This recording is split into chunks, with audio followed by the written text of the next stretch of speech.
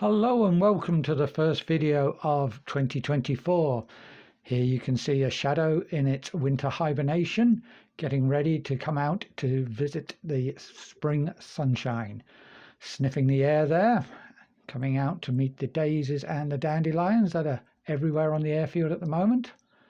I'm actually pushing it from behind the main wing, which is the easiest place to maneuver it out of the hangar. You can see I've done it a few times because it's a fairly tight fit. But there we are, we're out into the sunshine, and today's flight is going to be a fairly short flight of about 50 miles up the country, up the Neath Valley and to Shobdon, which is just about level there with Leinster. So let's get going without any more ado. Here we are lining up at Old Park Farm on runway 18 for takeoff. It was a bit cloudy. There had been a warm front that had slowly moved through during the morning, and this is about 1 o'clock in the afternoon, and the forecast was for better weather further north. So we're just lining up and off we go. A rolling start there, coming up full power, up the ground, and away we go.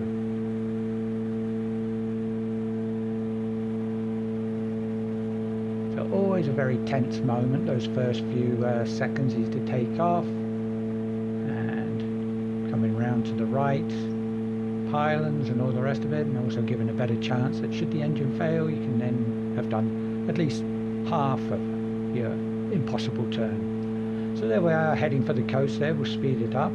I climbed up to about 1,000 feet power, and then came back to power, cruise power setting, and then climbed another about 3,000 feet just using the thermals. As we went past the steelworks there, as you can see at the little diagram there, past the steelworks, could turn early and go up the Neath Valley, having climbed about another 1,000 feet just with the heat and that off the steelworks, etc. So here we are approaching Shobdon.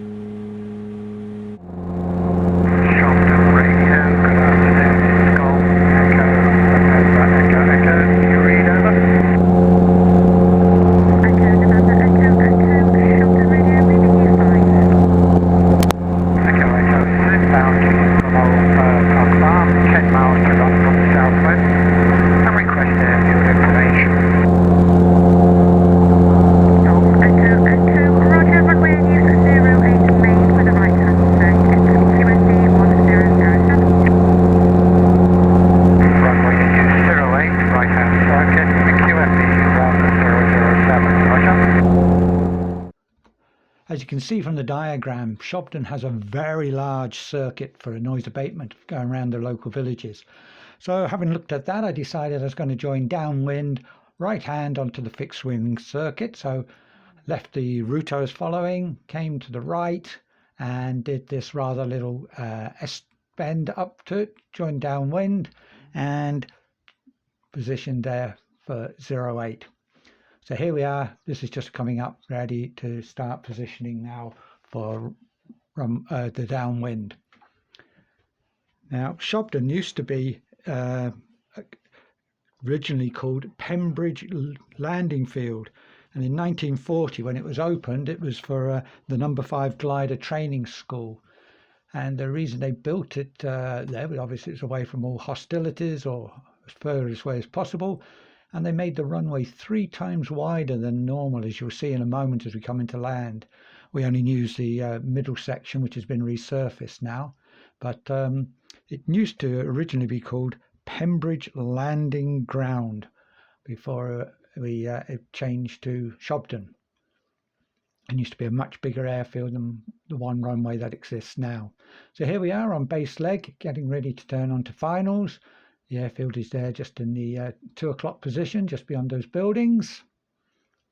So turn round, coming back now down to normal speed, and we'll have the 2 views. The view from the outside and the cockpit view as well for the instruments. So there we are, just on top of the nose, in the top right corner, there's a massive runway coming visible. See, very wide, 3 times wider than the normal wartime runways. And it's got a very big displaced threshold. So well, the runway starts here. This is all farm use. So we're flying up. Now we've been told that there's works going on at the taxiway at the midpoint. So I was asked to land long. So you can see I was coming in. It's very fast. It's 800 meters long, so way more than I want or need. So coming up towards the halfway mark, you see on the left the people working on the taxiway there, putting the flaps down now, which is about halfway down the runway, and landing. It's a halfway mark, and landing is about 400 meters still to go.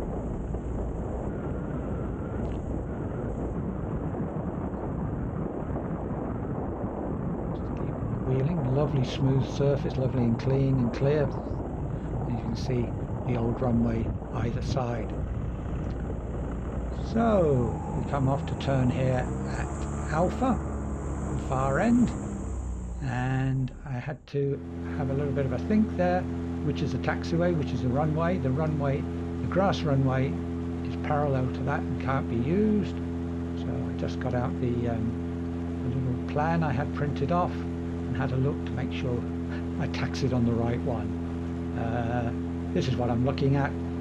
There you are, you can see the runway, and then beyond that the grass taxiway down from there. Taxiing back, there's some interesting aircraft parked up there on the right. Not quite sure what it is. Looks like a replica Mustang or some such thing. Here's the work being done on the taxiway, and I went and parked up on the right there by that porta cabin at the visitors parking. No sooner parked up and an Atlas flew through. Only able to grab that picture as it went through. It had come from Bryce Norton. QSE 1006. We do have a flex wing doing circuits currently. Hey, no visual with the flex wing. We'll keep an eye out. We'll be very shortly about to turn a final for 26 North. Helicopter Golf November India, and it will be the tarmac runway because the north side grass runway is out of service due to work in progress. A-firm 26 main, and we have visual with the flex wing now. November India, just turning finals on the left. Helicopter Golf November India, roger, instant wind 320 degrees 8 knots. Golf Echo November, Echo Echo, holding at Alpha for the landing traffic.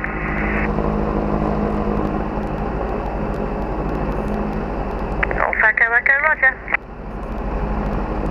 November India, short finals to 6 main.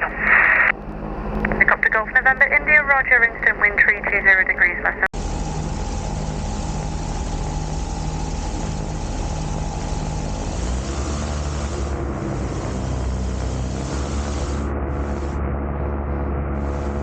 So I made sure that the helicopter's turbulence wasn't going to cause me any problems. He left the runway very early on. I was going to still be on my takeoff roll, so his turbulence shouldn't cause me any problems.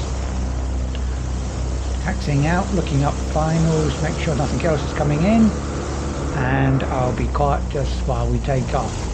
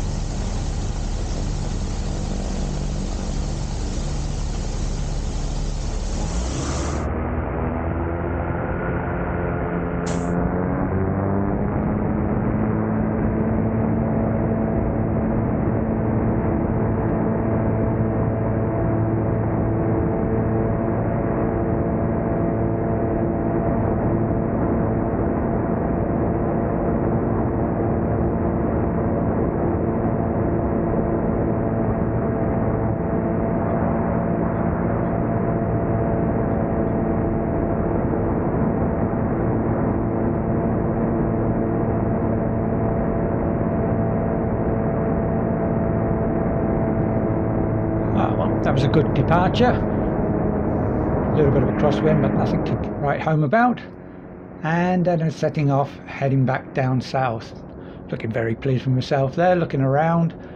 really good visibility now, the sun out, turned into an absolutely beautiful afternoon. So first of all I headed out slightly to the west, and here we have the River Wye, which is obviously a Welsh river. It just comes into England for a little while here. They joke that it doesn't like what it sees and it returns back to Wales before it goes out to sea. And so we're actually in England here, looking over towards Wales, only about another few miles before we're back in Wales, so it does count as an international flight, of course. And there's Haybluff just in the distance there. Now there were some paragliders on Haybluff, so I avoided Haybluff, and then continued down the Black Mountains.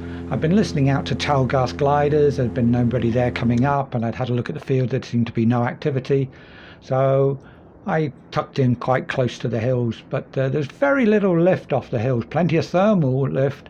That's Llangors Gliding Club from Google Maps. You can see it's very hard to see, but as I said, there's no activity there that day. And that's the line of the Black Mountains there, looking back to the east. So in the distance there we can see where we're heading. So I just followed the line of the hills along, and let's see what we can see. There's that lake. We're going to go over that lake in a moment. So here we are, just leaving the end of the mountains, and here we come up to Llangors Lake. That, believe it or not, is the largest natural lake in South Wales. There's plenty bigger lakes, but they're actually reservoirs or man-made. This is a total natural lake. So looking beautiful there in the sunlight. It has been used for a long time. There is actually a crannog on it, which is one of those islands down the bottom there, and that was over 1,000 years old, built out of oak, willow and hazelwood, and was a habitation or a palace, they actually think. It's something looking something like that. So that's a replica that's built there, but I'm not sure which one of those islands it is. I've not actually visited there. The lake is used for water sports and fishing at the moment, and understandably, absolutely beautiful location. So leaving that behind, heading up towards PenY Fan next. So I'll speed that up. PenY Fan is the highest peak in South Wales, 2,900 odd feet high. So there it is, just to the left of the nose. You can see very worn tracks, very popular with people walking up it. Let's just go. Managed to get away from some of the walkers on the top there. Yeah, there we are. Hello. And again there we go. And then we start the downhill for the coast. So I went down there, over the Llangors, and heading straight for back to Old Park Farm.